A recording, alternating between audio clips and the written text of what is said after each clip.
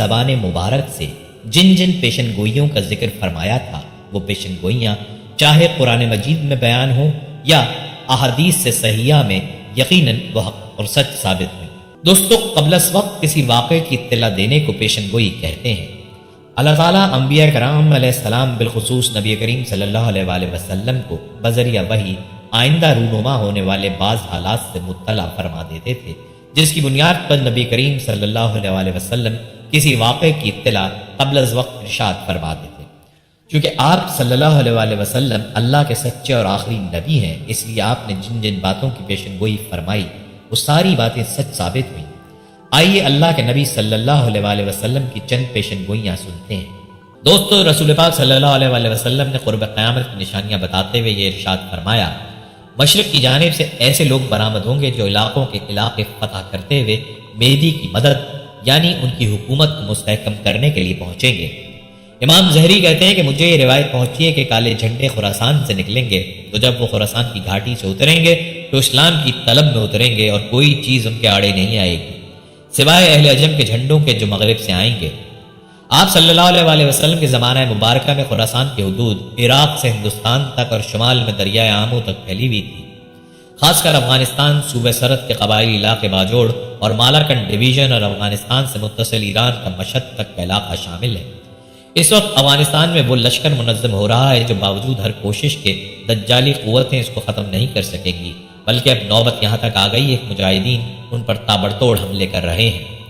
عجیب اتفاق کہیے یا تقدیر مبرم کہ عرب مجاہدین کا پرچم بھی کالے رنگ کا ہے اور انشاءاللہ تمام طوفانوں کا سینہ چیرتا ہوا یہ لشکر بیت المقدس فتح کرے گا۔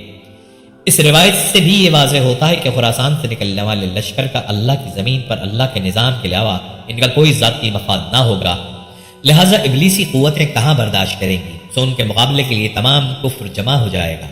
اگر موجودہ حالات پر نظر ڈالی جائے تو صاف نظر آ رہا ہے یہود و نصارہ ان تمام حدیثوں کو سامنے رکھ کر منصوبہ بندی کر رہے ہیں، اسی لیے امریکہ اور نیٹو کے ممالک مل کر اس لشکر کا راستہ روکنے کے لیے بھرپور تیاریوں میں مصروف ہیں اور اس میں وہ مسلمانوں کی ایمان کا سودا کر کے ان کو بھی اپنے ساتھ شریک کرنا چاہتے ہیں۔ لیکن احادیث مبارکہ سے یہ بھی واضح ہوتا ہے کہ وہ لشکر ہر رکاوٹ کو دور کرتے ہوئے اپنی منزل پر پہنچ کر دم لے گا۔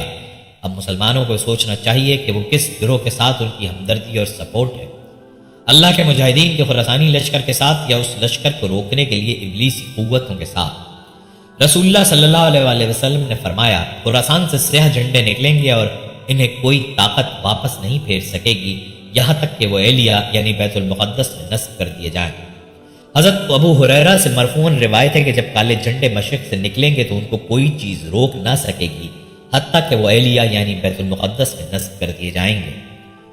مبارکباد کے مستحق ہیں وہ لوگ جو ان حدیثوں کو سمجھ کر اس وقت افغانستان کے پہاڑوں کو اپنا مرکز بنا رہے ہیں۔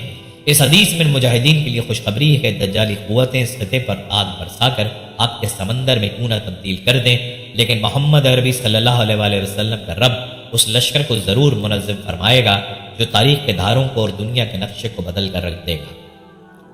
امام زہری سے روایت ہے کہ وہ فرماتے ہیں کالے جھنڈے مشرق سے آئیں گے جن کی قیادت ایسے لوگوں کے ہاتھ میں ہوگی جو جھول پہنی خراسانی اونٹنیوں کی مانند ہوں گے، بالوں والے ہوں گے، ان کے نسل دیہاتی ہوں گے اور ان کے نام کنیت سے مشہور ہوں گے۔ وہ دمشق شہر فتح کریں گے، 3 گھنٹے رحمت ان سے دور رہے گی۔ اس روایت میں مشرق سے آنے والے مجاہدین کی چند نشانیاں بتائی گئی ہیں۔ ان کے لباس ڈھیلے ڈھالے ہوں گے، بالوں والے ہوں گے، ان کے نسل دیہاتی ہوں گے، وہ اپنے ناموں کے بجائے کنیت سے مشہور ہوں گے۔ اہل علم حضرات کو چاہیے کہ وہ نور نبوت میں ان تمام نشانیوں کے حامل افراد کو تلاش کرتے رہیں۔ مذکورہ روایت میں ہے کہ اس لشکر والوں سے 3 ساعت کے لیے رحمت کو اٹھا لیا جائے گا، یہ اللہ کی طرف سے آزمائش اور امتحان کے طور پر ہوگا تاکہ اللہ اپنے وعدوں پر سچا یقین رکھنے والوں کو پرکھ لے۔ دوستو، ایک اور جگہ پر پیارے آقا صلی اللہ علیہ وآلہ وسلم نے فرمایا، جب تم دیکھو کہ خراسان سے سیاہ جھنڈے آ رہے ہیں تو ان کی طرف آنا، خواہ تمہیں برف پر سے کولوں کے بلانا پڑے۔ اللہ کے رسول صلی اللہ علیہ وآلہ وسلم اپنی امت کو پہلے ہی حکم فرما رہے ہیں کہ اس لشکر میں شامل ہو جانا، آخرت کے بڑے سودے کی خاطر دنیا کے چھوٹے سودے کو قربان کر کے کامیاب تاجر ہونے کا ثبوت دینا۔ دیکھنا ماں کی ممتا، رفیق حیات کے آنسو یا پھر جگر کے ٹکڑوں کے چہرے کہیں میرے اور میرے پیارے جانثار صحابہ کی محبت کے راستے میں رکاوٹ بن کر نہ کھڑے ہو جائیں۔ شہروں کے اجالوں کی چکا چوند کہیں تمہیں پہاڑوں کے اندھیروں میں جانے سے نہ روک دے، گارے اور مٹی کے گھر کو مسمار ہونے سے بچانے کے لیے اپنے آخرت کے محلوں کو تباہ نہ کر لینا، جیل کی کال کوٹریوں سے ڈر کر دجالی قوتوں کے سامنے سر نہ جھکا دینا، کیونکہ قبر سے بڑی اور خطرناک کال کوٹری کوئی نہیں۔ آپ نے فرمایا ہے کہ کچھ بھی ہو کسی چیز کی پرواہ نہ کرنا، بس اس لشکر میں شامل ہو جانا۔ حتیٰ کہ دوسری حدیث میں فرمایا کہ اگر برف پر گھسٹ کر بھی آنا پڑے تو بھی اس لشکر میں ضرور شامل ہو جانا۔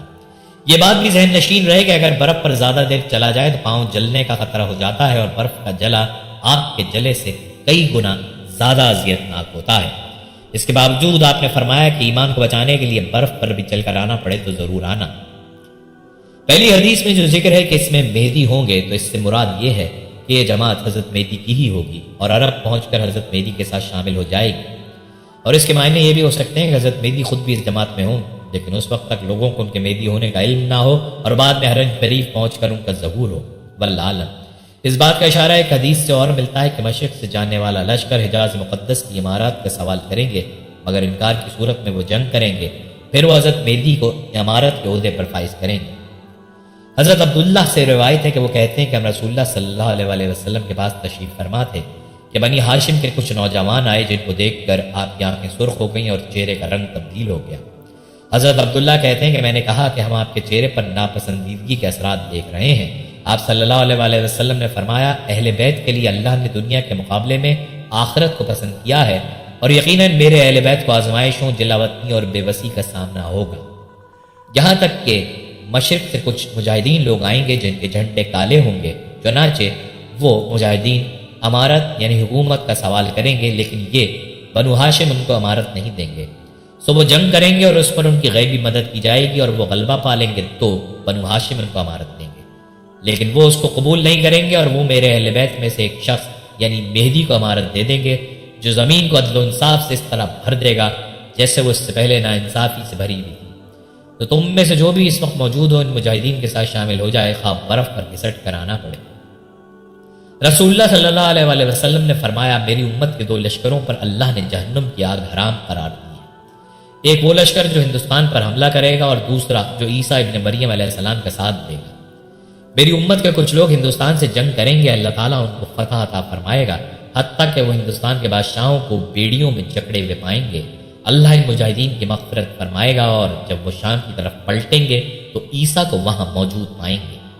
مندرجہ بالا حدیث سے اس بات کی طرف بھی اشارہ ہوتا ہے کہ جو لشکر حضرت مہدی اور حضرت عیسیٰ ابن مریم علیہ السلام کی نصرت کے لیے نکلے گا، وہ ہاتھ کے ہاتھ بر صغیر پاک و ہند میں اللہ کے باغی اور ظالم و جابر حکمرانوں کا بھی اقتدار ختم کر کے اور ان کو اپنی قید میں لے کر روانہ ہوگا۔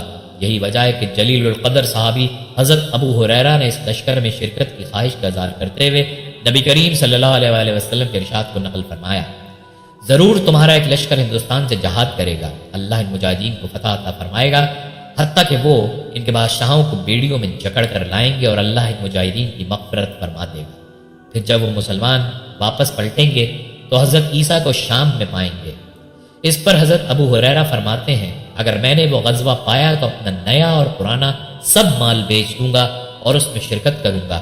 جب اللہ تعالیٰ نے ہمیں فتح عطا کر دی اور ہم واپس پلٹ آئے تو وہ میں ایک آزاد ابو ہریرہ ہوں گا جو ملک شام میں اس شان سے آئے گا کہ وہاں عیسیٰ ابن مریم کو پائے گا۔ یا رسول اللہ، اس وقت میری شدید خواہش ہوگی کہ میں ان کے پاس پہنچ کر انہیں بتاؤں کہ میں آپ صلی اللہ علیہ وسلم کا صحابی ہوں۔ رابی کا بیان ہے کہ رسول اللہ صلی اللہ علیہ وسلم یہ بات سن کر مسکرا پڑے اور ہنس کر فرمایا، بہت مشکل، بہت مشکل۔ چنانچہ ایک اور جگہ حضرت ابو ہریرہ سے مروی ہے کہ میرے جگری دوست رسول اللہ صلی اللہ علیہ وسلم نے مجھ سے فرمایا کہ اس امت میں سندھ اور ہند کی طرف لشکروں کی روانگی ہوگی۔ اس پر حضرت ابو ہریرہ فرماتے ہیں، اگر مجھے کسی ایسی مہم میں شرکت کا موقع لگا اور میں شہید ہو گیا تو ٹھیک، اگر واپس لوٹا تو ایک آزاد ابو ہریرہ ہوں گا جسے اللہ تعالیٰ نے جہنم سے آزاد کر دیا ہوگا۔ ایک اور روایت میں حضرت ابو ہریرہ سے مروی ہے کہ نبی کریم صلی اللہ علیہ وسلم نے ہم سے غزوہ ہند کا وعدہ فرمایا۔ آگے حضرت ابو ہریرہ فرماتے ہیں، اگر مجھے اس میں شرکت کا موقع مل گیا تو میں اپنی جان و مال اس میں خرچ کر دوں گا، اگر قتل ہو گیا تو میں افضل شہداء میں شمار ہوں گا، اور اگر واپس لوٹ آیا تو ایک آزاد ابو ہریرہ ہوں گا۔ دوستو، عراق پر اہل مغرب کے قبضے کی پیشن گوئی بھی پیارے آقا صلی اللہ علیہ وسلم نے فرمائی ہے۔ حضرت عبداللہ بن عمرو سے روایت ہے کہ آپ نے ارشاد فرمایا، وہ وقت قریب ہے جب بنو قدورہ یعنی اہل مغرب تمہیں عراق سے نکال دیں۔ راوی کہتے ہیں کہ میں نے پوچھا کہ کیا پھر ہم دوبارہ عراق واپس آ سکیں گے؟ حضرت عبداللہ نے فرمایا کہ کیا آپ ایسا چاہتے ہیں؟ میں نے کہا کہ ضرور۔ انہوں نے فرمایا کہ ہاں انشاءاللہ ایسا ہی ہوگا، اور ان کے لیے پھر خوشحالی اور آسودگی کی زندگی ہوگی۔ رسول اللہ صلی اللہ علیہ وسلم نے فرمایا میری امت میں کچھ لوگ ایسے علاقے میں اتریں گے جسے بصرہ کہا جائے گا، اور یہ علاقہ ایک دریا کے قریب ہوگا جسے دجلہ کہا جائے گا، اور اس دریا پر ایک پل ہوگا جس کے ساتھ مسلمان شہروں کے بہت سے لوگ ہوں گے۔ پھر جب آخری زمانہ آئے گا تو رومی بنو قنطورہ پھیلے ہوئے چہروں اور چھوٹی آنکھوں والے آئیں گے، تو وہ دریا کے کنارے اتریں گے۔ تو اس علاقے کے لوگ 3 گروہوں میں تقسیم ہو جائیں گے۔ ایک گروہ بیلوں کی دم پکڑے زمین سے چمٹ جائے گا، یعنی دنیا ہی کمانے میں لگا رہے، تو یہ لوگ ہلاکت میں پڑ جائیں گے۔ ایک گروہ اپنے مفادات کے چکر میں پڑ جائے گا، یعنی ان کفار سے دوستی اختیار کر لے گا، تو یہ لوگ کفر کے مرتکب ہوں گے۔ ایک گروہ اپنی اولاد کو پیچھے چھوڑ جائے گا اور ان دشمنوں سے قتال کرے گا، یہی لوگ شہداء ہوں گے، یعنی یہی لوگ صرف کامیاب ٹھہریں گے اللہ کی نظر میں۔ جب کبھی بھی مسلمانوں پر کفار حملہ آور ہوئے اور انہوں نے مسلمانوں کی غفلت اور کوتاہی کی وجہ سے ان کے علاقوں پر قبضہ کر لیا، تو اس معاشرے میں عموماً 3 گروہ وجود میں آئے۔ ہم اگر جائزہ لیں تو آج بھی بالکل یہی صورتحال ہے، لیکن فیصلہ آج ہمارے ہاتھ میں ہے کہ ہم کس گروہ میں شامل ہونے کی سعی اور کوشش کر رہے ہیں۔ دوستو، ایک اور جگہ پر رسول اللہ صلی اللہ علیہ وسلم نے فرمایا عنقریب دریائے فرات سے سونے کا خزانہ نکلے گا، لہٰذا جو بھی اس وقت موجود ہو اس میں سے کچھ نہ لے۔ قیامت اس وقت تک قائم نہ ہوگی جب تک کہ فرات سے سونے کا پہاڑ نہ نکلے۔ لوگ اس پر جنگ کریں گے اور ہر 100 میں سے 99 مارے جائیں گے۔ ہر ایک بچنے والا یہی سمجھے گا کہ شاید میں ہی اکیلا بچا ہوں۔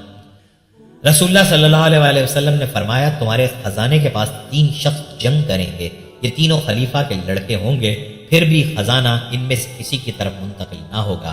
اس کے بعد مشرق سے سیاہ جھنڈے نمودار ہوں گے اور وہ تم سے شدت سے جنگ کریں گے کہ اس سے پہلے کسی قوم نے شدت سے جنگ نہ کی ہوگی۔ پھر اللہ کے خلیفہ مہدی کا خروج ہوگا۔ جب تم لوگ انہیں دیکھنا تو ان سے بیعت کر لینا، اگرچہ اس بیعت کے لیے تمہیں برف پر گھسٹ کر آنا پڑے۔ وہ اللہ کے خلیفہ مہدی ہوں گے۔ مذکورہ بالا حدیث میں جس خزانے کا ذکر ہے، اس سے مراد یا تو وہی فرات والا خزانہ ہے یا وہی خزانہ ہے جو کعبے میں دفن ہے اور جس کو حضرت مہدی نکالیں گے۔ یہاں 2 فریق پہلے سے اس خزانے کے لیے جنگ کر رہے ہوں گے۔ پھر مشرق سے سیاہ جھنڈے والے آئیں گے جو صرف اسلام کے طلب میں آئیں گے، جس کا بیان اوپر گزر چکا ہے۔ آپ صلی اللہ علیہ وسلم نے اہل یمن اور اہل شام کے لیے ان الفاظ میں دعا کی ہے: اے اللہ ہمارے شام میں برکت عطا فرما، اے اللہ ہمارے یمن میں برکت عطا فرما۔ لوگوں نے کہا یا رسول اللہ صلی اللہ علیہ وسلم ہمارے نجد میں بھی؟ آپ نے فرمایا ہمارے شام میں برکت عطا فرما اور ہمارے یمن میں بھی۔ لوگوں نے پھر کہا ہمارے نجد میں بھی۔ راوی کا کہنا ہے کہ میرا خیال ہے کہ تیسری بار رسول اللہ صلی اللہ علیہ وسلم نے فرمایا کہ وہاں زلزلے آئیں گے اور فتنے ہوں گے اور وہاں شیطان کا سین ظاہر ہوگا۔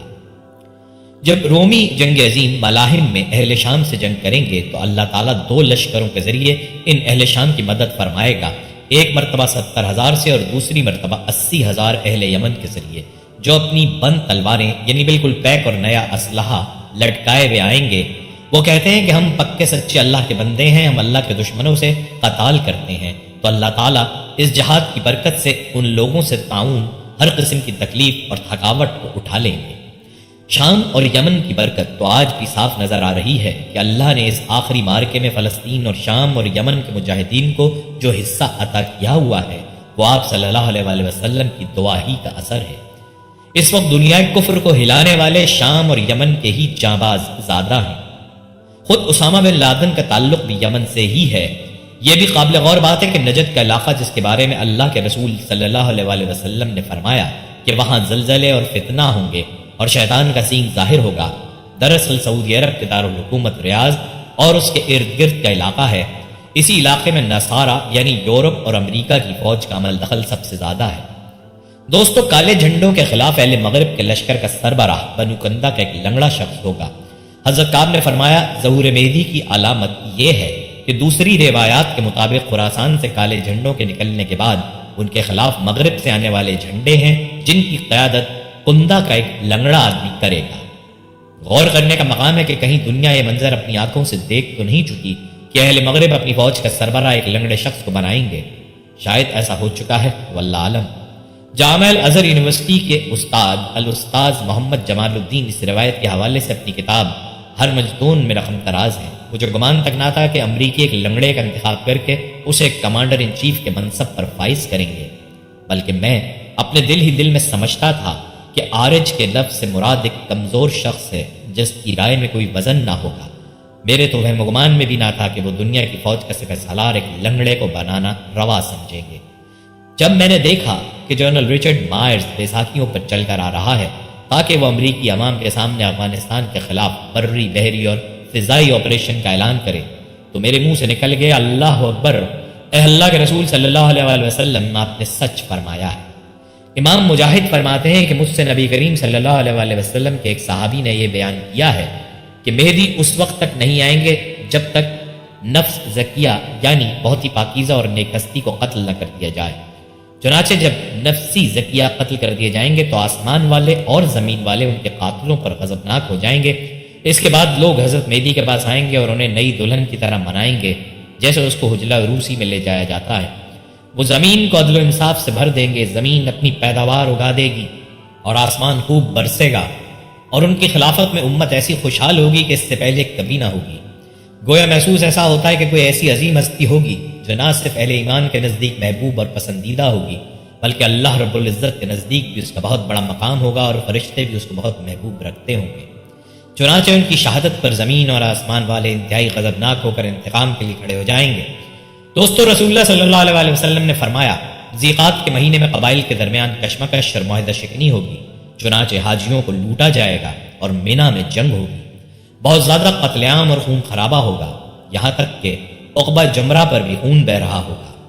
نوبت یہاں تک آئے گی کہ حرم والا یعنی حضرت مہدی بھی بھاگ جائیں گے اور بھاگ کر وہ رکن اور مقام ابراہیم کے درمیان آئیں گے اور ان کے ہاتھ پر بیعت کی جائے گی اگرچہ وہ اس کو پسند نہ کر رہے ہوں گے۔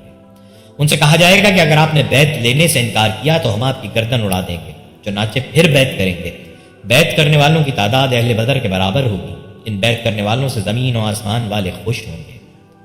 مستدرک کی ہی دوسری روایت میں ان الفاظ کا اضافہ ہے کہ حضرت عبداللہ ابن عمرو فرماتے ہیں کہ جب لوگ بھاگے بھاگے حضرت مہدی کے پاس آئیں گے تو اس وقت حضرت مہدی کعبے سے لپٹے رو رہے ہوں گے۔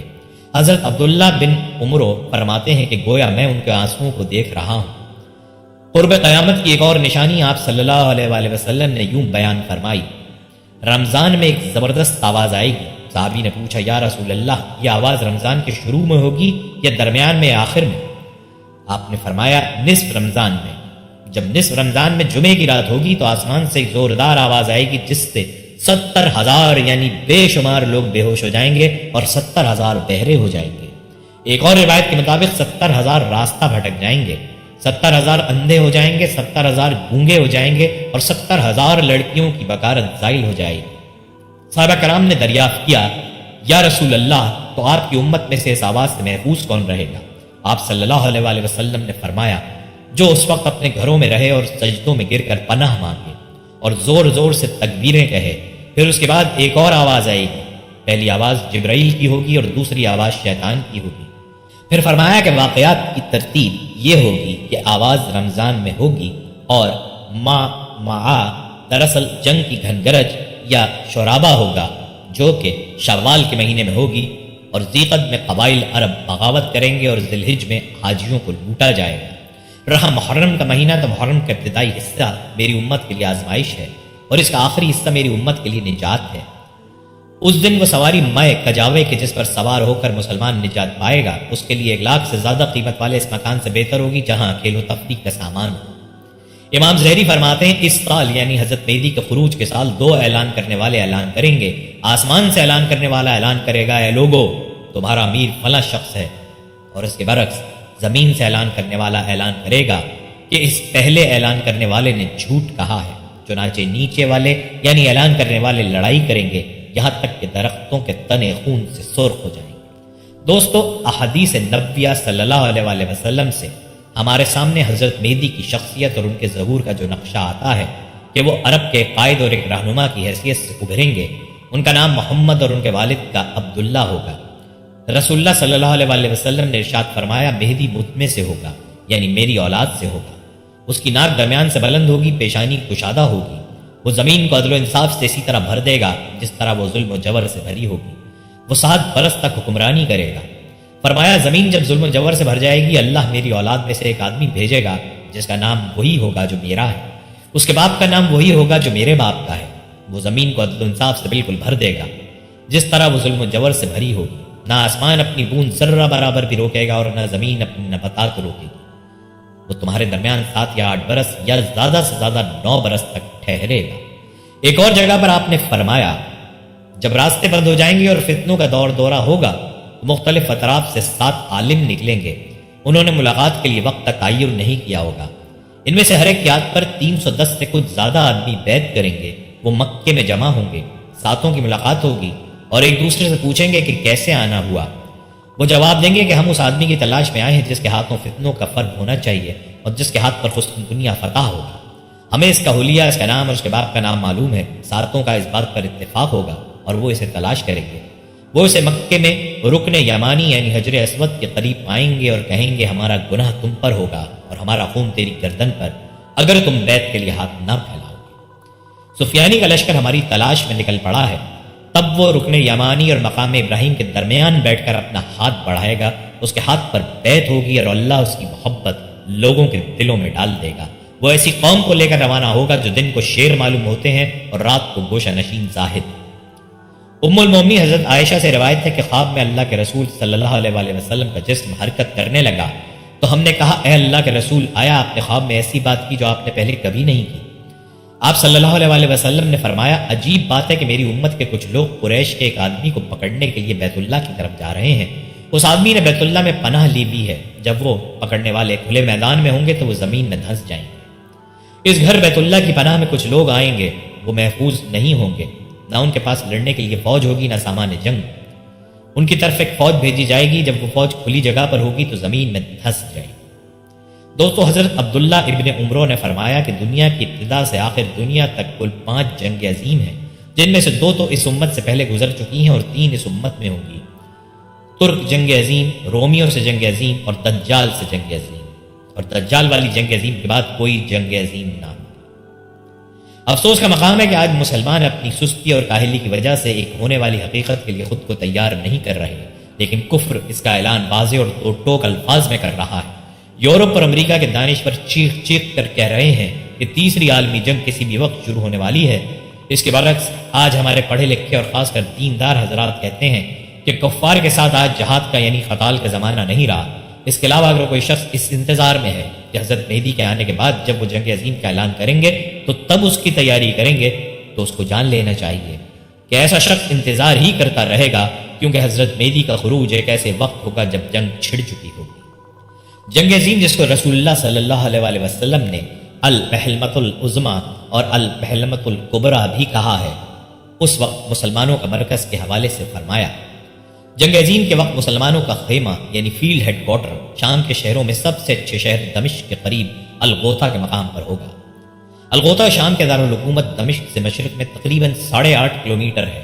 گویا کہ اس وقت شام میں بھی کوئی اسلام اور مسلمانوں کی خیرخواہ حکومت نہیں ہے، مگر انشاءاللہ جلدی وہاں اسلام کے شیدائیوں کا غلبہ ہوگا۔ دوستو رسول اللہ صلی اللہ علیہ وآلہ وسلم نے فرمایا قیامت سے پہلے یہ واقعہ ضرور ہو کر رہے گا کہ اہل روم آماق یا دابق جو کہ شام کے شہر حلب کے قریب واقع ہے پہنچ جائیں گے، ان کی طرف ایک لشکر مدینے سے پیش قدمی کرے گا جو اس زمانے کے بہترین لوگوں میں سے ہوگا۔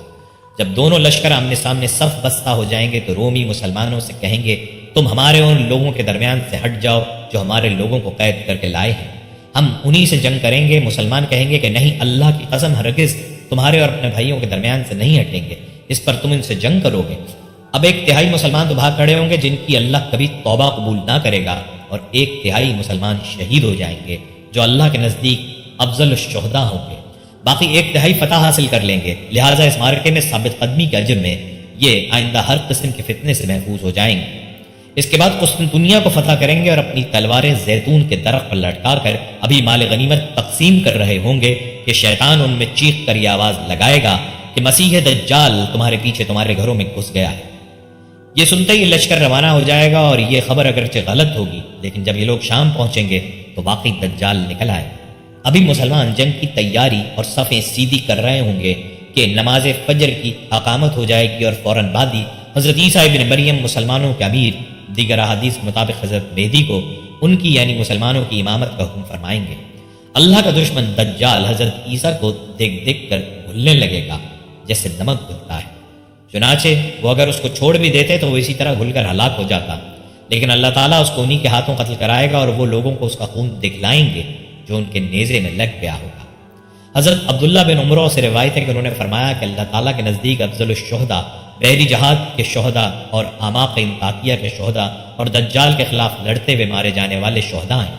ان جنگوں کے شہداء کے بارے میں ایک روایت میں ان الفاظ کا اضافہ ہے، چنانچہ وہ ایک تہائی جو اس جنگ میں شہید ہوں گے ان کا ایک شہید شہداء بدر کے 10 شہیدوں کے برابر ہوگا۔ شہداء بدر کا ایک شہید 70 کی سفارش کرے گا، جبکہ ملاحم ان خطرناک جنگوں کا شہید 700 کی شفاعت کرے گا۔ جو دجال کے اس کے لوگوں کے ہاتھوں شہید ہوں گے ان کی قبریں تاریک اور گھٹا ٹوپ راتوں میں چمک رہی ہوں گی۔ دوستو، حضرت عبداللہ بن مسعود نے فرمایا قیامت سے پہلے پہلے ایسا ضرور ہوگا کہ نہ میراث تقسیم ہوگی نہ مال غنیمت کی خوشی ہوگی۔ پھر اس کی تفصیل بیان کرتے ہوئے فرمایا کہ شام کے مسلمانوں سے جنگ کرنے کے لیے ایک زبردست دشمن جمع ہو کر آئے گا، ان سے جنگ کرنے کے لیے مسلمان بھی جمع ہو جائیں گے۔ راوی کہتے ہیں کہ میں نے پوچھا کہ دشمن سے آپ کی مراد روم والے ہیں، تو عبداللہ بن مسعود نے فرمایا ہاں۔ چنانچہ وہاں زبردست جنگ ہوگی، مسلمان اپنی فوج سے ایسی جماعت کا انتخاب کر کے دشمن کے مقابلے میں بھیجیں گے جس سے یہ طے کریں گے کہ یا مر جائیں گے یا فتح یاب ہوں گے۔ چنانچہ دونوں میں لڑائی ہوگی، حتیٰ کہ رات دونوں میں حائل ہو جائے گی اور دونوں فریق اپنی اپنی پناہ گاہوں میں چلے جائیں گے، نہ ان کو غلبہ ہوگا نہ وہ غالب آئیں گے، اور وہ فدائی دستہ جو آج لڑا تھا شہید ہو جائے گا۔ پھر مسلمان دوبارہ اپنی فوج میں سے ایسی جماعت کا انتخاب کر کے دشمن کے مقابلے میں بھیجیں گے جس سے یہ طے کریں گے کہ مر جائیں گے یا فتح یاب ہوں گے۔ چنانچہ جنگ ہوگی حتیٰ کہ رات دونوں کے درمیان حائل ہو جائے گی اور یہ دونوں اپنی اپنی پناہ گاہوں کی طرف چلے جائیں گے، نہ یہ غالب ہوں گے اور نہ وہ، اس دن بھی لڑنے والے شہید ہو جائیں گے۔ پھر مسلمان تیسری بار اپنی فوج سے ایسی جماعت کا انتخاب کر کے دشمن کے مقابلے کے لیے بھیجیں گے جس سے یہ طے کریں گے کہ یا مر جائیں گے یا فتح یاب ہوں گے۔ چنانچہ شام تک جنگ ہوتی رہے گی اور یہ دونوں پھر اپنی اپنی پناہ گاہ کی طرف چلے جائیں گے، نہ یہ غالب ہوں گے نہ وہ، اور اس دن بھی لڑنے والے شہید ہو جائیں گے۔ چوتھے روز بچے کچے مسلمان بھی جنگ کے لیے اٹھ کھڑے ہوں گے۔ اللہ تعالیٰ کافروں کو شکست دے گا۔ اس روز ایسی زبردست جنگ ہوگی کہ اس سے پہلے ایسی جنگ نہ دیکھی گئی ہوگی۔ اس جنگ کا اندازہ اس بات سے لگایا جا سکتا ہے کہ میدان جنگ میں مرنے والے کی لاشوں کے اوپر سے پرندہ گزرنا چاہے گا، مگر لاشوں کی اتنی کثرت ہوگی وہ تھک ہار کر اترنے کی جگہ نہ ملنے کے باعث مر کر گر پڑے گا۔ جنگ میں شریک ہونے والے لوگ اپنے کنبے کے آدمیوں کو شمار کریں گے تو 100 میں سے ایک آدمی جنگ سے بچا ہوگا۔ پھر فرمایا اس حال میں کیا مال غنیمت لے کر دل خوش ہوگا اور کیا ترکہ یعنی مرنے والا جو چھوڑ کر جائے بانٹنے کا دل چاہے گا۔ پھر فرمایا اسی دوران ایک ایسی جنگ کی خبر سنیں گے جو پہلی جنگ سے زیادہ سخت ہوگی۔ دوسری خبر یہ سنیں گے کہ دجال نکل آیا ہے جو ان کے پیچھے ان کے بچوں کو فتنے میں مبتلا کرنا چاہتا ہے۔ یہ سن کر مسلمان مال و دولت پھینک دیں گے اور اپنے گھروں کی خبر گیری اور دجال کے بارے میں پتہ کرنے کے لیے اپنے آگے 10 سوار بھیجیں گے تاکہ دجال کی صحیح خبر لائیں۔ آپ صلی اللہ علیہ وسلم نے فرمایا کہ میں ان سواروں کو اور ان کے والدین کے نام اور گھوڑوں کے رنگ پہچانتا ہوں۔ دوستو، حضرت حذیفہ سے روایت کردہ ایک مفصل حدیث میں یہ ذکر ہے کہ جنگ اعماق میں اللہ تعالیٰ کافروں پر فرات کے ساحل سے خراسانی کمانوں کے ذریعے تیر برسائے گا۔ دوستو، ایک دن نبی کریم صلی اللہ علیہ وسلم نے صحابہ کرام سے پوچھا کہ کیا تم نے کسی ایسے شہر کے بارے میں سنا ہے جس کے ایک طرف سمندر اور دوسری طرف جنگل ہے؟ صحابہ نے عرض کیا ہاں یا رسول اللہ صلی اللہ علیہ وسلم۔ آپ نے فرمایا قیامت اس دن تک قائم نہیں ہوگی جب تک حضرت اسحاق کی اولاد میں سے 70,000 آدمی شہر کے لوگوں سے جنگ نہیں کر لیں گے۔ چنانچہ حضرت اسحاق کی اولاد میں سے وہ لوگ جنگ کے ارادے سے شہر میں آئیں گے تو اس شہر کے نواحی علاقے میں پڑاؤ ڈالیں گے اور شہر کا محاصرہ کر لیں گے، لیکن وہ لوگ شہر والوں سے ہتھیاروں کے ذریعے جنگ نہیں کریں گے اور نہ ان کی طرف تیر پھینکیں گے، بلکہ لا الہ الا اللہ واللہ اکبر کا نعرہ بلند کریں گے اور شہر کے 2 طرف کی دیواروں میں سے ایک دیوار گر پڑے گی۔ راوی کہتے ہیں میرا خیال ہے کہ حضرت ابو ہریرہ نے یہاں سمندر کی جانے والی دیوار کہا تھا۔ اس کے بعد رسول اللہ صلی اللہ علیہ وسلم نے یہ ارشاد فرمایا کہ پھر وہ لوگ دوسری مرتبہ لا الہ الا اللہ واللہ اکبر لگائیں گے تو شہر کی دوسری جانے والی دیوار بھی گر جائے گی۔ اس کے بعد وہ لوگ تیسری مرتبہ لا الہ الا اللہ واللہ اکبر کا نعرہ بلند کریں گے تو ان کے لیے شہر میں داخل ہونے کا راستہ کشادہ ہو جائے گا اور وہ شہر میں داخل ہو جائیں گے۔ پھر وہ مال غنیمت جمع کریں گے اور اس مال غنیمت کو آپس میں تقسیم کر رہے ہوں گے کہ اچانک یہ آواز آئے گی کہ کوئی کہہ رہا ہے کہ دجال نکل آیا ہے۔ چنانچہ وہ سب کچھ چھوڑ کر دجال سے لڑنے کے لیے واپس لوٹ آئیں گے۔ یہاں حدیث میں جس شہر کا تذکرہ ہے اس سے مراد روم میں واقع ویٹیکن شہر ہے، اور حضرت اسحاق علیہ السلام کی جس اولاد کا تذکرہ اوپر حدیث میں آیا ہے جو جو کہ اللہ کے حکم سے حلقہ بگوش اسلام ہو جائے گی۔ حدیث میں شہر کے دروازوں اور دیواروں کا ذکر ہے تو دیواروں سے مراد حقیقی دیوار بھی ہو سکتی ہے، اور اس کے معنی یہ بھی ہو سکتے ہیں کہ دیوار سے مراد اس شہر کا دفاعی نظام ہو۔ اس طرح دروازوں سے مراد اس شہر میں داخل ہونے والے راستے بھی ہو سکتے ہیں۔ دوستو، حضرت مہدی کے دور میں لڑی جانے والی جنگوں میں ایک بات ذہن میں رکھنی چاہیے کہ حضرت مہدی کے وقت جنگ عظیم ہوگی، یعنی حق اور باطل کا آخری مارکہ ہوگا، جس میں دونوں فریقوں میں سے کوئی بھی اس وقت تک پیچھے نہیں ہٹے گا جب تک کہ اس کی قوت ختم نہ ہو جائے۔ لہٰذا یہ جنگ عظیم کئی بڑی جنگوں پر مشتمل ہوگی، نیز صرف حضرت مہدی کے علاقے تک محدود نہیں ہوگی، بلکہ یہ جنگ بیک وقت کئی محاذوں پر چل رہی ہوگی، جن میں ایک محاذ تو وہ ہوگا جس پر خود حضرت مہدی کمانڈ کر رہے ہوں گے، دوسرا محاذ فلسطین ہوگا، اور تیسرا عراق ہوگا جس کو دریائے فرات والا محاذ کہا گیا ہے۔ اس کے علاوہ ایک اور بڑا محاذ ہندوستان کا ہوگا۔ اس کے علاوہ بھی کئی چھوٹے محاذ ہو سکتے ہیں، البتہ ان تمام محاذوں کا مرکزی کمانڈ دمشق کے قریب الغوطہ کا مقام حضرت مہدی کے ہاتھ میں ہوگا، اور ہر محاذ کے کمانڈر سے حضرت مہدی کا رابطہ ہوگا۔ یہاں سوال یہ پیدا ہوتا ہے کہ کیا دجال کی آمد سے قبل ہونے والی جنگوں میں اس خطے میں متحدہ دشمنوں کو مکمل طور پر شکست ہو جائے گی؟ اگر مکمل شکست ہوگی تو اسرائیل قائم رہے گا یا ختم ہو جائے گا؟ جہاں تک پہلے سوال کا تعلق ہے تو احادیث مبارکہ میں غور کرنے کے بعد یہ بات زیادہ مناسب لگتی ہے کہ اس خطے میں موجود دشمن مکمل طور پر شکست کھا جائے گا، کیونکہ صحیح احادیث سے بات واضح ہے کہ حضرت مہدی کے دور میں مکمل امن و امان اور خوشحالی ہوگی، اور یہ اس صورت میں ہی ممکن ہے جب دشمن ان کے علاقوں سے بھاگ جائے۔ نیز فتح قسطنطنیہ اور فتح روم کے بعد والی حدیثیں بھی اس بات کی تائید کرتی ہیں کہ عرب کے خطے میں موجود دشمن شکست کھا جائے گا۔ اب رہا اسرائیل کا مسئلہ، تو یہ واضح ہے کہ جب کافروں کی متحدہ فوجوں کو خوفناک جنگوں کے بعد مار پڑے گی تو اس میں اسرائیل کی قوت بھی ختم ہو جائے گی۔ دجال کے بارے میں آتا ہے کہ وہ کسی بات پر غصے میں آ کر نکلے گا۔ حضرت حفصہ نبی کریم صلی اللہ علیہ وسلم سے روایت کرتی ہیں کہ نبی کریم صلی اللہ علیہ وسلم نے فرمایا، دجال کسی بات پر غصہ ہو کر نکلے گا۔ ممکن ہے جب کافروں کو واضح شکست ہو جائے تب دجال غصے کی حالت میں نکلے اور شکست خوردہ کفریہ طاقتیں دوبارہ اس کے ساتھ اکٹھا ہو جائیں۔ یہاں ہم خود یہود کی کتابوں سے مختصر حوالے پیش کر رہے ہیں، جس سے صاف پتہ چلتا ہے یہودیوں کی ناپاکی کی وجہ سے اللہ تعالیٰ اسرائیل کو تباہ و برباد کر دے گا۔ اگرچہ یہود ان واضح آیات میں تعویلیں کرتے ہیں، اسرائیل میں واپسی کے جس دن کا یہودی انتظار کر رہے ہیں اس دن کے بارے میں خود ان کی کتابوں میں عجیب و غریب نقشہ کھینچا ہے، لیکن یہودی اپنی فطری چال بازی کا مظاہرہ کرتے ہوئے ان کو غلط معنی پہنا کر لوگوں کو دھوکہ دینا چاہتے ہیں، لیکن وہ ایسا کرنے میں کامیاب نہ ہو سکے۔ یہودی اپنے یروشلم میں جمع ہونے کو اپنی آزادی اور فتح کا دن کہتے ہیں، حالانکہ ان کی کتابوں کے مطابق یہ دن ان کی تباہی اور بربادی کا دن ہوگا۔ ان کی کتاب ضعف نیاح میں ہے، تم لوگ خود کو اکٹھا کرو، ہاں اکٹھا کرو خود کو تم لوگ، اے اللہ کے ناپسندیدہ انسانوں، قبل اس کے کہ اللہ کا فیصلہ آ جائے، یا دن بھوسے کی طرح گزر جائے، یا اللہ کا غضب تم پر نازل ہو جائے، یا قبل اس کے کہ اللہ کے غضب کا دن تمہارے سامنے آ جائے۔ دوستو، فتنہ دجال کی ہولناکی کا اندازہ اس بات سے لگایا جا سکتا ہے کہ خود نبی کریم صلی اللہ علیہ وسلم نے اس فتنے سے بچنے کی پناہ مانگی ہے اور اپنے صحابہ کرام کو بھی اس کی تلقین کی ہے۔ رسول اللہ صلی اللہ علیہ وسلم نے فرمایا، حضرت آدم کی پیدائش اور روز قیامت کے درمیان اللہ کے نزدیک فتنہ یعنی دجال سے بڑا کوئی فتنہ نہ ہوگا۔ جب تم سے کوئی اپنی نماز میں تشہد پڑھ کر فارغ ہو جائے تو اللہ سے 4 چیزوں کی پناہ مانگے اور کہے، اے اللہ میں جہنم کی آگ سے تیری پناہ چاہتا ہوں، اور قبر کے عذاب سے، اور موت و حیات کے فتنے سے، اور مسیح دجال کے فتنے کے شر سے۔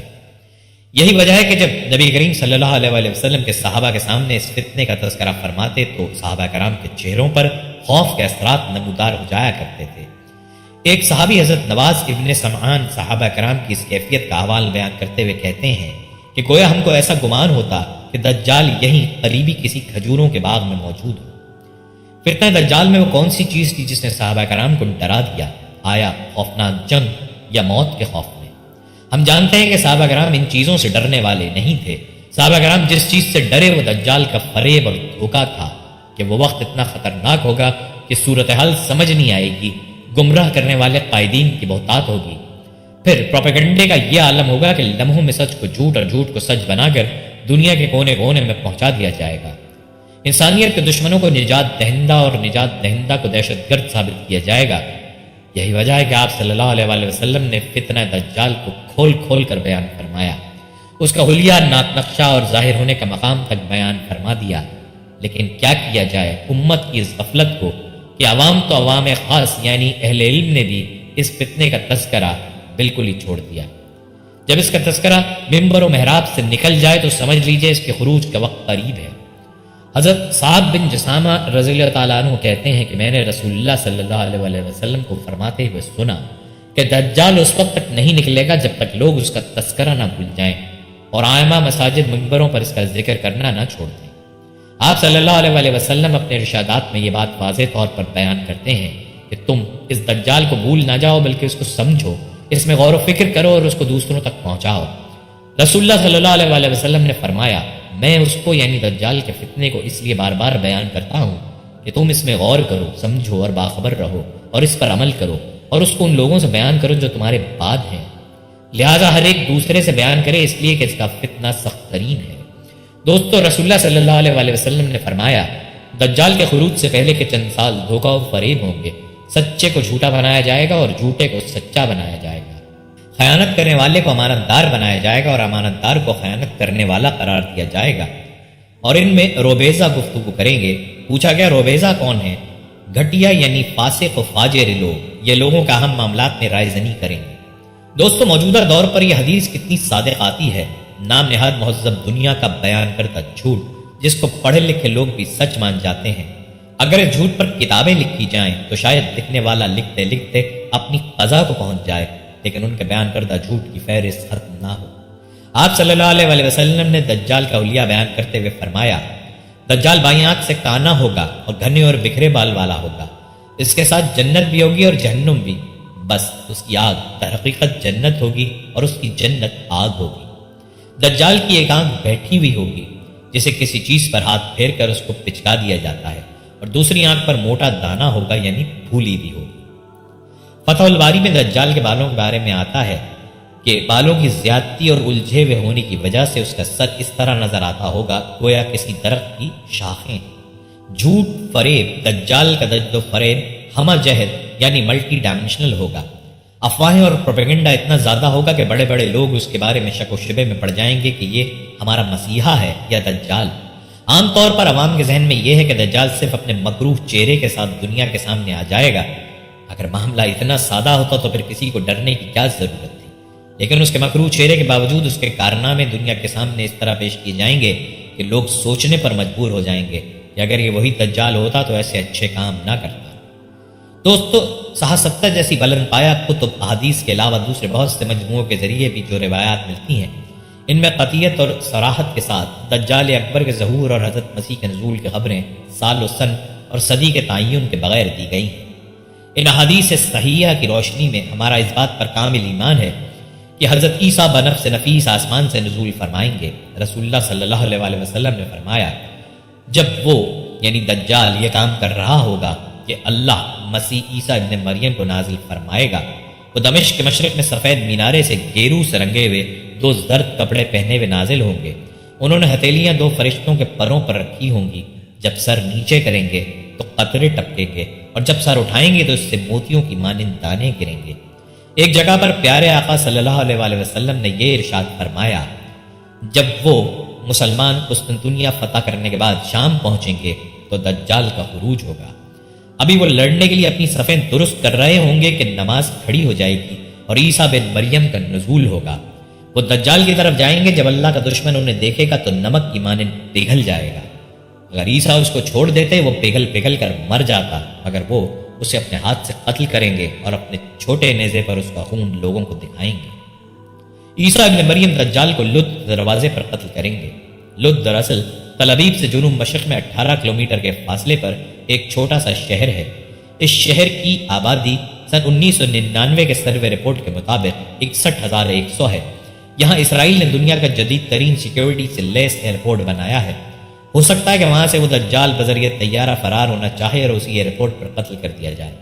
اللہ تعالیٰ اپنے دشمن کو اور یہودیوں کے مسیحا اور خدا کان دجال کو حضرت عیسیٰ کے ہاتھوں قتل کرائے گا، تاکہ ساری دنیا کو پتہ چل جائے کہ انسانیت کے ناسوروں کو ختم کرنے کے لیے ان کو جسم سے کاٹ کر الگ کرنا ضروری ہوتا ہے، اور یہ عمل جہاد ہی کے ذریعے ہوتا ہے۔ رسول اللہ صلی اللہ علیہ وسلم نے فرمایا، قیامت اس وقت تک نہ آئے گی جب تک مسلمان یہودیوں سے جنگ نہ کر لیں، چنانچہ اس لڑائی میں مسلمان تمام یہودیوں کو قتل کر دیں گے یہاں تک کہ یہودی پتھر اور درخت کے پیچھے چھپ جائیں گے تو پتھر اور درخت یوں کہے گا، اے مسلمان، اے اللہ کے بندے، ادھر آ جا، میرے پیچھے یہودی چھپا بیٹھا ہے، اس کو مار ڈال، مگر غرقد نہیں کہے گا کیونکہ وہ یہودیوں کا درخت ہے۔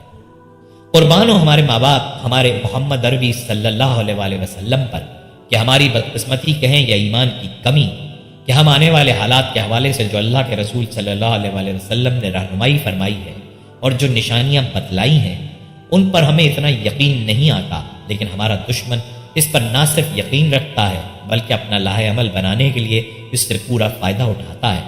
اس کی سب سے بڑی شہادت یہ ہے کہ اسرائیل نے جب سے گولان کی پہاڑیوں پر قبضہ کیا ہے اسی وقت سے وہاں برکت کے درخت لگانے شروع کیے ہیں، اور اس کے علاوہ بھی یہودی اس درخت کو جگہ جگہ لگا رہے ہیں۔ آقا نامدار صلی اللہ علیہ وآلہ وسلم کی بعثت سے پہلے عرب کی ایک کیفیت تھی کہ تمام اہل عرب کاہنوں نجومیوں کے جال میں گرفتار تھے۔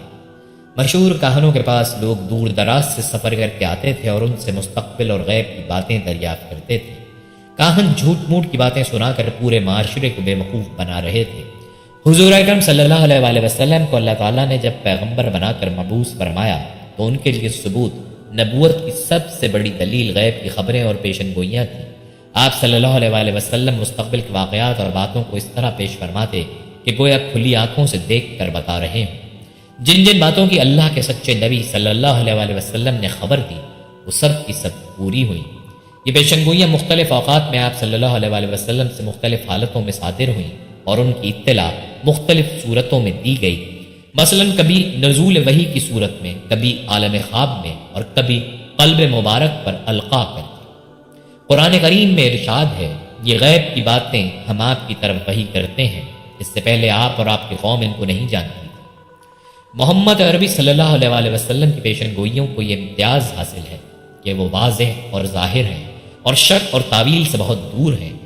مثلا غلبہ روم، خلافت راشدہ، فتح یمن، فتح شام، فتح عراق اور قیصر و کسریٰ کی سلطنتوں پر فتح و نصرت کی تمام پیشن گوئیاں صریح اور واضح ہیں۔ وہ ایسی عظیم الشان ہیں جن کو دیکھ کر اور سن کر تمام عالم حیران ہیں۔ ناظرین، صحیح بخاری اور صحیح مسلم حضرت حذیفہ بن یمان رضی اللہ تعالیٰ عنہ سے مروی ہے کہ ایک بار حضرت صلی اللہ علیہ وآلہ وسلم نے اپنے واعظ میں قیامت تک پیش آنے والے متعدد امور کا ذکر فرمایا۔ ان میں سے بعض چیزیں ایسی ہیں جو میں بھول گیا، مگر جب میں ان کو دیکھتا ہوں تو یاد آ جاتی ہیں، یعنی واقعہ ہونے کے بعد پہچان لیتا ہوں کہ یہ وہی بات ہے جو نبی کریم صلی اللہ علیہ وآلہ وسلم نے فرمائی تھی۔ جس طرح کسی شخص کی صورت یاد ہو اور وہ غائب ہو جائے، پھر جب اسے دیکھتا ہے تو پہچان لیتا ہے کہ یہ فلاں شخص ہے۔ دوستو، غزوہ خندق کے موقع پر خندق کھودتے ہوئے ایک سخت چٹان حائل ہو گئی۔ جب صحابہ کرام رضوان اللہ علیہ مجمعین اس کو توڑنے سے عاجز آ گئے اور چٹان باوجود کوشش کے نہ ٹوٹ سکی تو حضور صلی اللہ علیہ وآلہ وسلم سے درخواست کی گئی۔ اس موقع پر آپ صلی اللہ علیہ وآلہ وسلم نے 3 ضربیں لگائیں، ہر ضرب پر چٹان سے روشنی پھوٹتی اور آپ صلی اللہ علیہ وآلہ وسلم فرماتے۔ بخاری شریف، مسند احمد اور سنن نسائی میں ہے کہ آپ صلی اللہ علیہ وآلہ وسلم نے جب پہلی بار بسم اللہ کہہ کر کدال ماری تو چٹان 1/3 ٹوٹ گئی۔ آپ صلی اللہ علیہ وآلہ وسلم نے فرمایا، اللہ اکبر، مجھے ملک شام کی کنجیاں عطا کی گئی ہیں، خدا کی قسم میں شام کے سرخ محلات اس وقت اپنی آنکھوں سے دیکھ رہا ہوں۔ پھر آپ صلی اللہ علیہ وآلہ وسلم نے دوسری مرتبہ کدال ماری تو دوسرا 1/3 ٹکڑا ٹوٹ کر گرا۔ آپ صلی اللہ علیہ وآلہ وسلم نے فرمایا، اللہ اکبر، فارس کی کنجیاں مجھ کو عطا ہوئیں، خدا کی قسم مدائن کے قصر ابیس کو اس وقت اپنی آنکھوں سے دیکھ رہا ہوں۔ تیسری بار آپ صلی اللہ علیہ وآلہ وسلم نے بسم اللہ کہہ کر کدال ماری تو بقیہ چٹان بھی ٹوٹ گئی۔ آپ صلی اللہ علیہ وآلہ وسلم نے فرمایا، اللہ اکبر، یمن کی کنجیاں مجھے عطا ہوئیں، خدا کی قسم صنعا کے دروازوں کو میں اپنی آنکھوں سے دیکھ رہا ہوں۔ آپ صلی اللہ علیہ وآلہ وسلم نے فرمایا، جبرائیل امین نے مجھے خبر دی کہ میری امت ان شہروں کو فتح کرے گی۔ تاریخ اٹھا کر دیکھ لیجئے کہ اللہ کے نبی صلی اللہ علیہ وآلہ وسلم کی پیشن گوئیاں ہو بہو پوری ہوئیں۔ دوستو، اب آپ کو واقعہ سناتے ہیں حاتم طائی کے بیٹے عدی بن حاتم کا۔ حاتم طائی، جس کو سخاوت میں ضرب المثل کے طور پر پیش کیا جاتا ہے، اس کی وفات کے بعد ان کے قبیلے کی سلطنت کی ذمہ داری ان کے بیٹے جناب عدی کو سونپ دی گئی اور پورے قبیلے نے اپنی آمدنی کا چوتھائی حصہ ان کو مخصوص کر دیا اور ان کے حکمران بننے پر خوشی کا اظہار کیا۔ جب رسول اکرم صلی اللہ علیہ وآلہ وسلم نے اعلانیہ طور پر اسلام کی دعوت پیش کی اور عرب جوق در جوق حلقہ بگوش اسلام ہونے لگے تو یہ صورتحال دیکھ کر جناب عدی نے خطرہ محسوس کیا کہ اگر عام لوگ اسی طرح آپ صلی اللہ علیہ وآلہ وسلم کی دعوت سے متاثر ہوتے رہے تو بالآخر ہماری سلطنت بھی جاتی رہے۔ اس لیے انہوں نے اسلام کی اشاعت روکنے کے لیے ہر حربہ استعمال کیا اور آپ صلی اللہ علیہ وآلہ وسلم سے بغض و عناد کی انتہا کر دی۔ آپ صلی اللہ علیہ وآلہ وسلم سے عداوت کا یہ سلسلہ 20 سال تک جاری رہا۔ جناب عدی فرماتے ہیں جب میں نے رسول اکرم صلی اللہ علیہ وآلہ وسلم کے متعلق سنا تو میرے دل میں اس قدر نفرت پیدا ہوئی کہ شاید ہی کسی عرب باشندے کے دل میں اس جیسی نفرت پیدا ہوئی ہو۔ میں اپنے علاقے اور قوم کا ایک باوقار اور معزز فرد تھا اور عقیدتاً نصرانی تھا، اور دوسرے عرب بادشاہوں کی طرح میں اپنی رعایا سے ان کے مال کا چوتھائی حصہ وصول کیا کرتا تھا۔ پہلے مرحلے پر تو میں نے نفرت اور حقارت کی بنا پر کوئی پرواہ نہیں کی، لیکن جب رسول اکرم صلی اللہ علیہ وآلہ وسلم کی شان و شوکت میں اضافہ ہوا اور آپ کے لشکر کو سرزمین عرب میں 4 سو فتوحات حاصل ہونے لگیں تو پھر میں نے اپنے دل میں خطرہ محسوس کیا اور اونٹ چرانے والے اپنے غلام سے کہا کہ آج کے بعد چاق و چوبند اور طاقتور اونٹنیاں ہر دم میرے لیے تیار رکھو، اور وہ ایسی سدھائی ہوئی ہوں کہ سفر میں کوئی تکلیف محسوس نہ ہو، اور جو ہی یہ خبر سنو کہ حضرت محمد صلی اللہ علیہ وآلہ وسلم کے لشکر نے سرزمین نجد پر القار کر دی ہے فوراً مجھے اطلاع دینا۔ ایک دن صبح سویرے میرا یہی غلام دوڑتا ہوا میرے پاس آیا اور کہنے لگا کہ اے میرے آقا، اگر لشکر اسلام آپ کے علاقے پر یہ القار کر دے تو پھر آپ کیا کریں گے؟ میں نے گھبراہٹ میں اس سے دریافت کیا کیا بات ہے؟ تو اس نے کہا کہ آج میں نے گھروں میں جھنڈے لہراتے دیکھے ہیں، مجھے پتا چلا ہے کہ آج لشکر اسلام نے ہمارے علاقے پر یہ القار کر دی ہے اور متعدد گھروں پر قبضہ کر لیا ہے۔ میں نے اپنی گرفتاری کا خطرہ محسوس کرتے ہوئے اسے کہا کہ جلدی سے وہ اونٹنیاں میرے پاس لاؤ جن کے تیار رکھنے کا میں نے تمہیں حکم دیا تھا۔ اسی وقت وہ اونٹنیاں میرے پاس لائی گئیں اور میں اپنے اہل خانہ کو ان پر سوار کر کے ملک شام کی طرف روانہ ہو گیا تاکہ اپنے ہم مذہب نصرانیت کے علمبردار لوگوں کے پاس سکون رخ اختیار کر سکوں۔ ہوا یہ کہ میں اس جلد بازی اور گھبراہٹ میں اپنے تمام خاندان کو اس سفر میں ہمراہ نہ لے جا سکا، لیکن جب میں خطرناک اور کٹھن راستوں سے گزرا تو بعض افراد راستے میں ہی ہلاک ہو گئے اور اس افراتفری میں میری ہمشیرہ نجد ہی میں رہ گئی۔ اس کو اپنے ساتھ نہ لا سکا جس کا مجھے بہت زیادہ دلی صدمہ تھا، لیکن اب میرے لیے واپس لوٹنے کی بھی کوئی صورت نہ تھی۔ اسی غم میں غلطاں و پریشاں کٹھن راستوں سے گزرتا ہوا ملک شام پہنچ گیا اور وہاں مستقل سکونت اختیار کر لی۔ یہاں نصرانیت کا غلبہ دیکھ کر مجھے دلی مسرت حاصل ہوئی، لیکن اپنی ہمشیرہ کی جدائی اور اسے پیش آنے والے خطرات کا صدمہ مسلسل دامنگیر رہا۔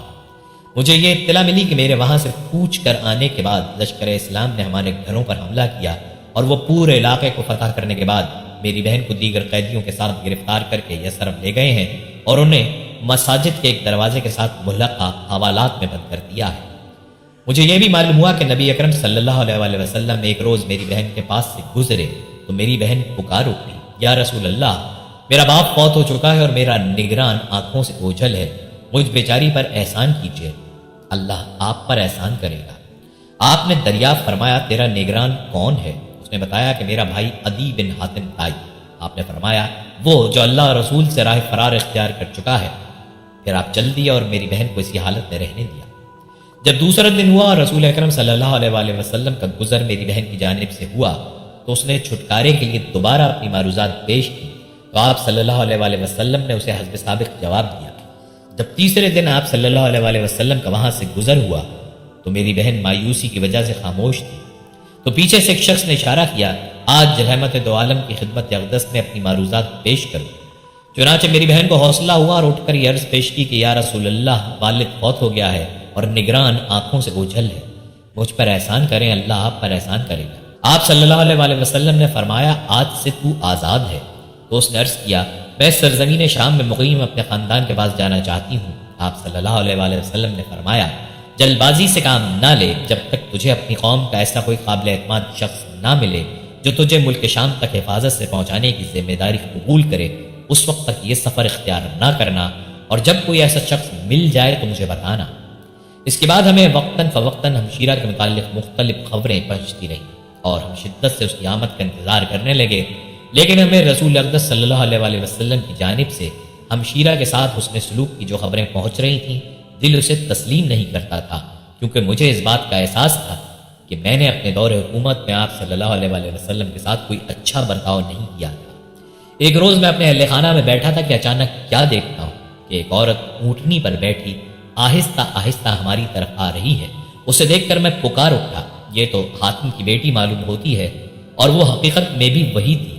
اور جب وہ ہمارے پاس پہنچی تو غصے سے مجھ پر برس پڑی اور مجھے بے پرواہ، ظالم اور بے وفا قرار دیتے ہوئے کہنے لگی، کیا تجھے شرم نہ آئی کہ اپنے بیوی بچوں کو تو ساتھ لے آیا اور اپنے باپ کی آبرو اور اپنی عزت کو وہیں چھوڑ آیا؟ تیرے لیے ڈوب مرنے کا مقام ہے۔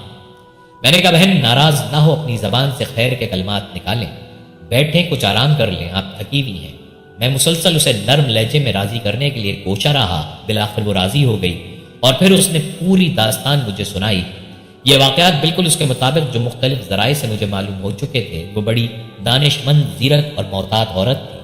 میں نے اس سے رسول اللہ صلی اللہ علیہ وسلم کے بارے میں اس کی رائے معلوم کی تو اس نے مجھے کہا بھائی جان فوراً ان سے ملاقات کریں، اگر وہ نبی ہے تو یقیناً ملاقات میں سبقت کرنے پر تمہیں درجہ ملے گا، اور اگر وہ بادشاہ ہیں تو بھی ان کے دربار میں تمہیں رسوا نہیں کیا جائے گا۔ جناب عدی کہتے ہیں کہ میں نے رخت سفر باندھا اور رسول اکرم صلی اللہ علیہ وسلم سے ملاقات کے لیے بغیر کوئی ضمانت حاصل کیے مدینہ منورہ کی طرف چل پڑا۔ البتہ مجھے یہ بات معلوم ہو چکی تھی کہ رسول اللہ صلی اللہ علیہ وسلم کی دلی خواہش ہے کہ میں کسی طرح آپ کے زیر اثر آ جاؤں۔ میں آپ کی خدمت اقدس میں حاضر ہوا۔ آپ صلی اللہ علیہ وسلم اس وقت مسجد میں تشریف فرما تھے۔ میں نے سلام کیا، آپ نے ارشاد فرمایا تم کون ہو؟ میں نے عرض کی عدی بن حاتم۔ آپ صلی اللہ علیہ وسلم نے خوشی کا اظہار فرمایا اور میرا ہاتھ پکڑا اور گھر کی طرف چل دیے، اور اس دوران میں نے ایک عجیب و غریب منظر دیکھا کہ ایک کمزور اور لاچار بڑھیا نے آپ کا راستہ روک لیا، اس کے ساتھ ایک چھوٹا سا بچہ بھی تھا۔ اس نے اپنی کوئی ضرورت آپ صلی اللہ علیہ وسلم کی خدمت پیش کی جسے آپ نے اسی وقت پورا کر دیا۔ میں نے اپنے دل میں کہا خدا کی قسم یہ بادشاہ نہیں ہے۔ پھر آپ صلی اللہ علیہ وسلم نے میرا ہاتھ پکڑا اور آگے چل دیے، یہاں تک کہ ہم گھر پہنچ گئے۔ آپ صلی اللہ علیہ وسلم نے ایک تکیہ مجھے دیا کہ اس پر بیٹھ جاؤں۔ میں شرمایا اور عرض کیا حضور آپ ہی تشریف رکھیں، لیکن آپ صلی اللہ علیہ وسلم نے مجھے حکم دیا کہ تم کو ہی بیٹھنا ہوگا، لہٰذا میں آپ صلی اللہ علیہ وسلم کا حکم مانتے ہوئے اس پر بیٹھ گیا، اور خود نبی اکرم صلی اللہ علیہ وسلم زمین پر بیٹھ گئے، کیونکہ گھر میں اس کے علاوہ اور کوئی چیز نہ تھی۔ میں نے اپنے دل میں کہا خدا کی قسم یہ کسی بادشاہ کی عادت نہیں ہو سکتی۔ پھر آپ صلی اللہ علیہ وسلم میری طرف متوجہ ہوئے اور فرمایا کہ تم نصرانیت اور لادینیت کے درمیان تذبذب کا شکار نہیں۔ میں نے عرض کیا بالکل آپ کا ارشاد درست ہے۔ پھر آپ صلی اللہ علیہ وسلم نے فرمایا کیا تم اپنی قوم کے مال و دولت میں سے چوتھائی حصہ نہیں لیتے جو کہ خود تمہارے دین کی روشنی میں تمہارے لیے حلال نہیں ہے؟ میں نے کہا بالکل درست فرمایا آپ نے، اور اب مجھے اس بات کا یقین حاصل ہو گیا کہ آپ صلی اللہ علیہ وسلم اللہ تعالیٰ کے سچے رسول ہیں۔ پھر آپ صلی اللہ علیہ وسلم مجھ سے مخاطب ہوئے اور ارشاد فرمایا اے عدی شاید تمہیں دین اسلام قبول کرنے سے مسلمانوں کی موجودہ حالت زار اور غربت و مفلسی روک رہی ہے۔ خدا کی قسم عنقریب ایک دن ایسا آئے گا کہ مسلمانوں میں مال اتنا وافر ہو جائے گا کہ کوئی شخص تمہیں صدقہ قبول کرنے والا نہیں ملے گا۔ اے عدی شاید تمہیں اس دین کو قبول کرنے سے مسلمانوں کی قلت اور دشمنوں کی کثرت کا احساس روک رہا ہے۔ خدا کی قسم تم عنقریب سنو گے کہ پورے خطے عرب میں اسلامی پرچم لہرائے گا اور ہر سو امن کا ایسا ماحول ہوگا کہ ایک عورت تنہا اپنی سواری پر قادسیہ سے روانہ ہوگی اور بے خطر سفر کرتی ہوئی مدینہ منورہ پہنچے گی۔ دوران سفر اللہ تعالیٰ کے سوا اس کے دل میں کسی کا ڈر نہ ہوگا۔ اے عدی شاید تجھے اس دن کو قبول کرنے سے احساس روک رہا ہو کہ آج حکومت و سلطنت غیر مسلموں کے قبضے میں ہے۔ خدا کی قسم تم عنقریب یہ خبر سنو گے کہ سرزمین بابل کے سفید محلات کو مسلمانوں نے فتح کر لیا ہے اور کسرا بن ہرمز کے خزانوں پر مسلمانوں کا قبضہ ہو جائے گا۔ آپ صلی اللہ علیہ وسلم نے فرمایا ہاں مسلمان کسرا بن ہرمز کے خزانوں پر قابض ہو جائیں گے۔ جناب عدی فرماتے ہیں کہ یہ باتیں سن کر میں بہت زیادہ متاثر ہوا اور کلمہ شہادت پڑھ کر دارہ اسلام میں داخل ہو گیا۔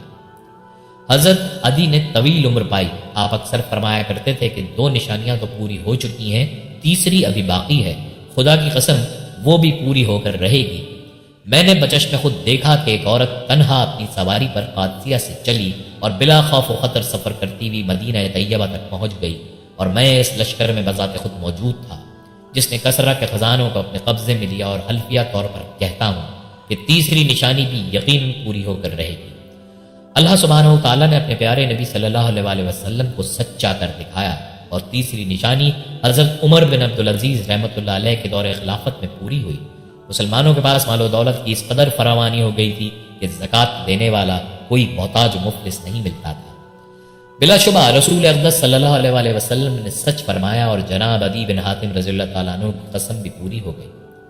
زرقانی میں حضرت جابر رضی اللہ تعالیٰ عنہ کہتے ہیں کہ ایک دفعہ آپ علیہ الصلوۃ والسلام میرے گھر تشریف لائے اور دریافت کیا کہ کیا قالین ہے۔ ہم نے عرض کیا کہ قالین ہمارے گھر کہاں؟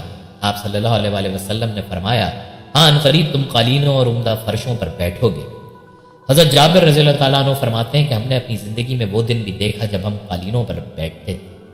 بخاری شریف میں ہے کہ آپ صلی اللہ علیہ وسلم نے غزوہ بدر میں کفار کے مقتولین کی قتل گاہ کی اطلاع دی۔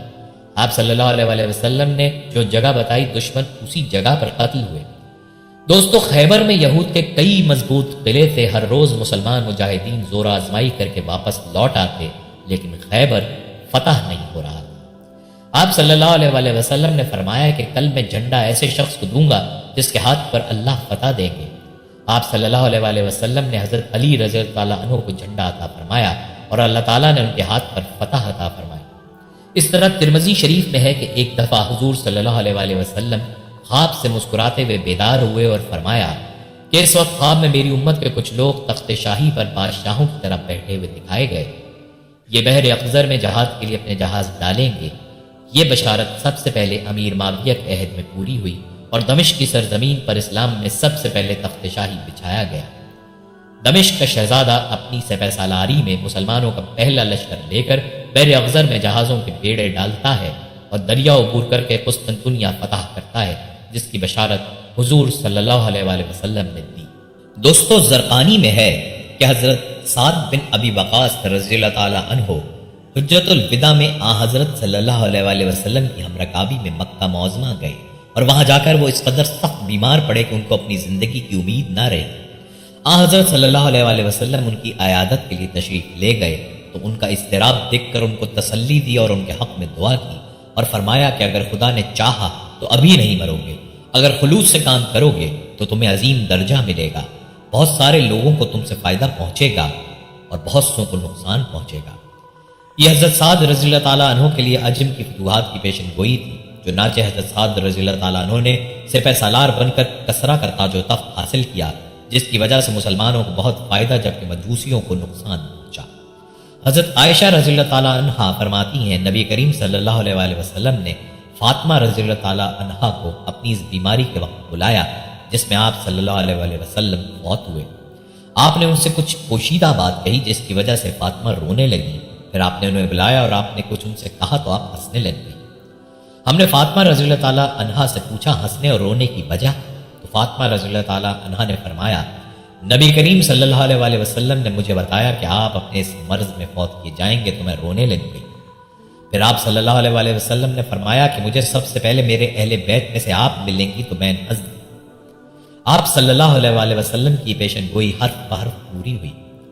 آپ صلی اللہ علیہ وسلم کی وفات کے تقریباً 6 ماہ بعد رمضان المبارک سن 11 ہجری میں فاطمہ رضی اللہ تعالی عنہا انتقال فرما گئیں، اور اہل بیت میں آپ پہلی خاتون تھیں جن کا نبی کریم صلی اللہ علیہ وسلم کے بعد فوراً انتقال ہوا۔ دوستو، اسی طرح حضور صلی اللہ علیہ وسلم نے خلفائے راشدین کی بشارت دی اور خلافت راشدہ کی مدت بھی بتا دی۔ چنانچہ ارشاد فرمایا خلافت میرے بعد 30 سال ہوگی، پھر بادشاہی ہو جائے گی، اور یہ 30 سال کی مدت حضرت علی رضی اللہ تعالی عنہ کی خلافت پر تمام ہوتی ہے۔ کتاب حدیث میں ہے کہ حضور صلی اللہ علیہ وسلم کی وفات کے بعد جن فتنوں کا آغاز ہوا اور مسلمانوں میں جو خانہ جنگیاں پیش آئیں، آپ صلی اللہ علیہ وسلم نے ان کے بارے میں مسلمانوں کو پہلے سے متنبہ فرما دیا تھا۔ دوستو، مسند احمد میں ہے کہ آپ صلی اللہ علیہ وسلم نے حضرت عمر رضی اللہ تعالیٰ عنہ کے حق میں فرمایا کہ یہ شخص فتنے کا قفل ہے، یعنی جب تک عمر رضی اللہ تعالیٰ عنہ زندہ رہیں گے فتنہ بھی مقید اور بند رہے گا۔ چنانچہ ایسا ہی ہوا کہ حضرت عمر رضی اللہ تعالیٰ عنہ کی وقت تک مسلمانوں میں کوئی فتنہ اور فساد رونما نہیں ہوا۔ جب وہ شہید ہو گئے تو فتنہ فساد شروع ہو گیا۔ صحیح بخاری میں ہے کہ آپ صلی اللہ علیہ وسلم نے حضرت عثمان اور حضرت علی رضی اللہ تعالیٰ عنہ کی شہادت کی خبر دی، چنانچہ حضرت عثمان رضی اللہ تعالیٰ عنہ اور حضرت علی رضی اللہ تعالیٰ عنہ کی شہادت واقع ہوئی۔ شرح المواہب میں ہے کہ ایک مرتبہ آپ صلی اللہ علیہ وسلم حضرت حسن رضی اللہ تعالیٰ عنہ کو لے کر ممبر پر چڑھے، پھر فرمایا کہ میرے اس فرزند کے ذریعے سے خدا مسلمانوں کے دو گروہوں کے درمیان مصالحت کرا دے گا۔ یہ پیشن گوئی حضرت علی کی شہادت کے 6 ماہ بعد پوری ہوئی اور طرفداران علی اور حامیان معاویہ کے درمیان چند شرائط پر صلح ہو گئی۔ دوستو، شرح بخاری شریف میں ہے کہ آپ صلی اللہ علیہ وسلم نے حضرت حسین رضی اللہ تعالیٰ عنہ کی شہادت کی خبر دی۔ ایک دن آپ صلی اللہ علیہ وسلم حضرت حسین رضی اللہ تعالیٰ عنہ کو چوم رہے تھے اور آنکھوں سے اشک رواں تھے۔ فرمایا کہ میرے اس بیٹے کو میری امت کے لوگ شہید کریں گے۔ ہم نے دیکھا کہ آپ کی یہ پیشن گوئی بھی سچ ثابت ہوئی۔ سنن نبی داؤد اور مسند احمد میں ہے کہ حضور صلی اللہ علیہ وسلم نے فرمایا، قیامت اس وقت تک نہیں آ سکتی جب تک حجاز میں ایک ایسی آگ نہ نکلے جس کی روشنی بصرہ کے اونٹوں کی گردنوں کو روشن نہ کر دے۔ امام نووی فرماتے ہیں کہ آگ ہمارے زمانے میں 654 ہجری میں مدینے میں ظاہر ہے۔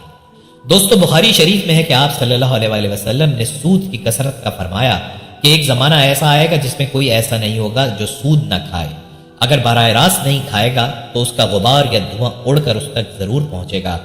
دوستو، آج بعینہ وہی زمانہ ہے۔ آج کل تمام سرمایہ کاری میں سود یا اس کے اثرات شامل ہو رہے ہیں۔ دوستو، مسند امام احمد میں ہے کہ بیت المقدس اسلام کا دوسرا قبلہ ہے اور اس کی تولیت، انتظام، انصرام و اہتمام امت محمدیہ کا حق ہے۔ حضور صلی اللہ علیہ وسلم نے اس کی تولیت کی بشارت دی جو کہ حضرت عمر رضی اللہ تعالیٰ عنہ کے دور میں پوری ہوئی۔ ابو داؤد اور بہقی میں ہے کہ آپ صلی اللہ علیہ وسلم نے فرمایا، قریب قومیں تم پر حملہ کرنے کے لیے ایک دوسرے کو اس طرح پکاریں گی جس طرح کھانے والے کھانے کے پیالے پر گرتے ہیں۔ حاضرین میں سے ایک نے پوچھا کہ یا رسول اللہ صلی اللہ علیہ وسلم، کیا یہ اس لیے ہے کہ اس زمانے میں مسلمانوں کی تعداد کم ہو جائے گی؟ فرمایا، نہیں، تمہاری تعداد ان دنوں زیادہ ہوگی، لیکن تم ایسے ہو جاؤ گے جیسے سیلاب کی سطح پر خس و خاشاک ہوتے ہیں کہ سیلاب ان کو بہا لے جائے گا۔ اللہ تعالیٰ تمہارے دشمنوں کے دلوں سے تمہارا روب دور کر دے گا اور تمہارے دلوں میں کمزوری ڈال دے گا۔ کسی نے پوچھا، یا رسول اللہ صلی اللہ علیہ وسلم، وہ کمزوری کیا ہوگی؟ فرمایا، دنیا اور فوائد دنیا کی محبت اور موت کا بزدلانہ خوف۔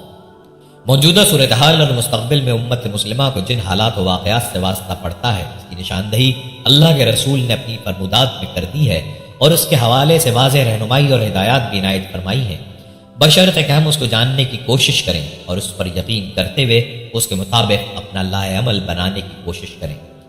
رسول اللہ صلی اللہ علیہ وسلم نے فرمایا، اسلام کی ابتدا اجنبیت کی حالت میں ہوئی تھی اور عنقریب اسلام دوبارہ اجنبیت کی حالت کی طرف لوٹے گا جیسے ابتدا میں ہوا تھا۔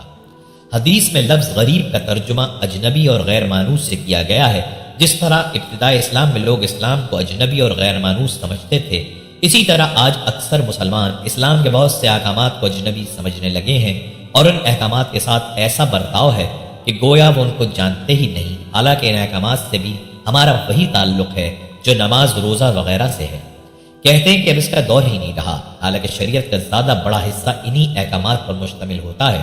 اس لیے آج یہی کہا جا سکتا ہے کہ اسلام 1 ارب 40 کروڑ کے ہوتے ہوئے بھی اجنبی بن کر رہ گیا ہے۔ یہاں یہ بات ذہن نشین رہے کہ بہت سے حضرات اس حدیث کو اپنی سستی اور بزدلی کے لیے آڑ بناتے ہیں۔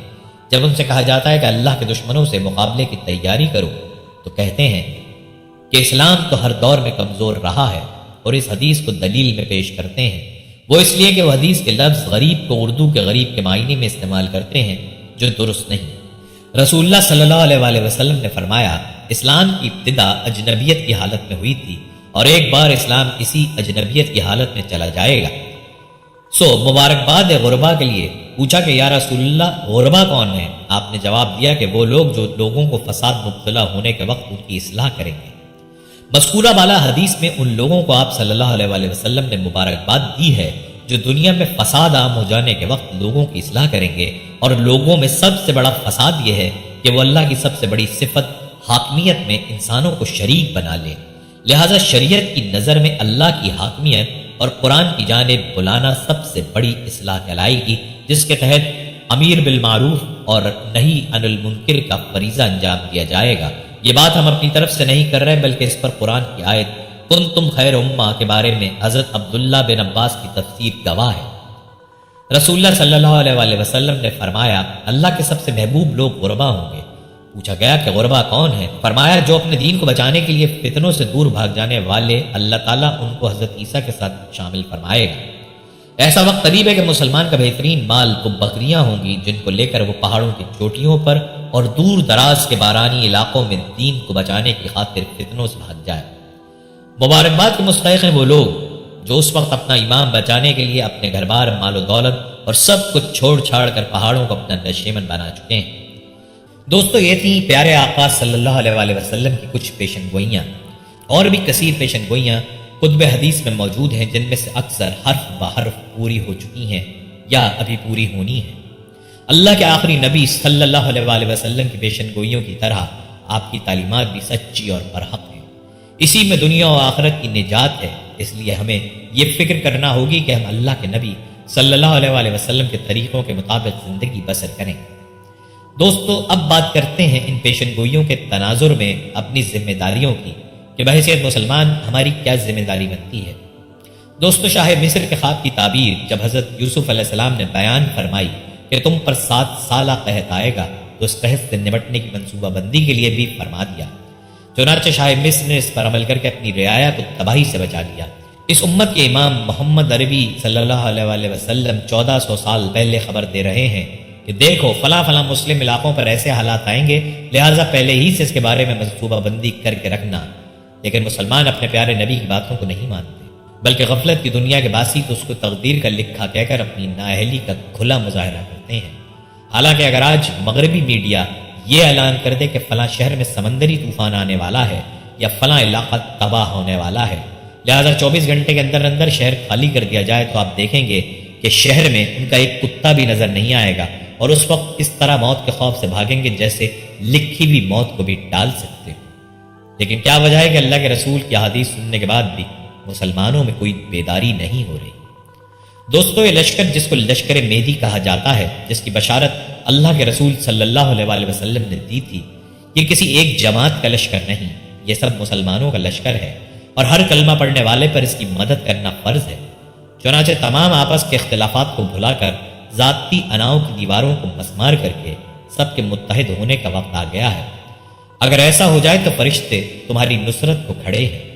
اے اللہ، ہر اس شخص کی مدد فرما جو تیرے نبی محمد کے دین کی مدد و نصرت میں لگا ہے، اور ان میں ہمیں شامل فرما، اور ہر اس شخص کو ذلیل اور رسوا فرما جو تیرے نبی محمد صلی اللہ علیہ وآلہ وسلم کے دین کو نیچا دکھانے میں لگا ہے، اور ہمیں ان لوگوں میں شامل نہ فرما۔ آمین یا رب العالمین۔ یہ تھی ہماری آج کی یہ ویڈیو۔ اگر آپ کو ہماری آج کی یہ ویڈیو پسند آئی ہے تو آپ سے گزارش کرتے ہیں کہ آپ ہمارے چینل کو ضرور سبسکرائب کر لیں اور اپنی قیمتی رائے کا اظہار کمنٹس میں ضرور کریں۔ اللہ تعالیٰ آپ کو اپنی حفظ و امان میں رکھے۔ آمین۔